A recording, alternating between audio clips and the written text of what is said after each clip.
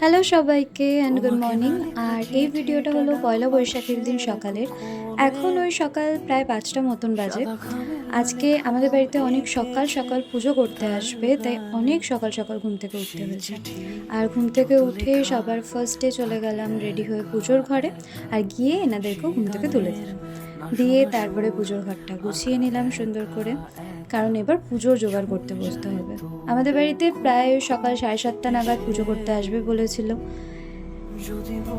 আমি রাতে ঘুমানোর পরে প্রায় ভুলেই যাই যে পরের দিন আমার কোনো কাজও আছে।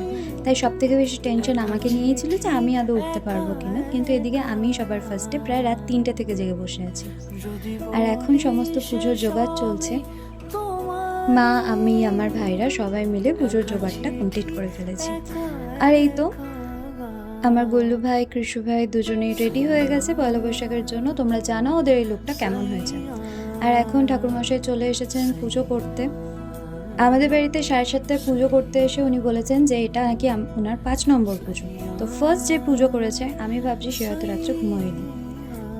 আর এখন পুজো প্রায় শেষের পথেই রয়েছে। আর পুজো হয়ে যাওয়ার পরে আমি আমার মা দুজনে এখন প্রসাদগুলো ভাগ করব বলে বসেছি। আর এরপরে ভাইরা গিয়ে সব প্রসাদগুলো সবার বাড়িতে দিয়ে আসবে। আর আজ পয়লা বৈশাখ উপলক্ষে গুল্লুর জন্য আজ স্পেশাল ভোগ হবে। তাই পুজোর পরেই মা ভোগের প্রিপারেশন করতে বসে গেছে। আর সকালের ব্রেকফাস্টের দায়িত্ব আমার আর আমার বাবার।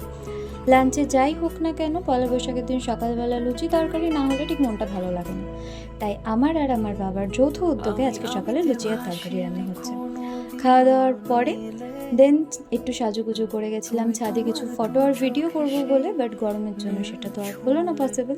তো এই ছিল আমার পয়লা বৈশাখের দিন সকালটা। আশা করছি তোমাদেরও খুব খুব খুব ভালো গেছে নববর্ষের দিনটা। আর সকলকে শুভ নববর্ষ।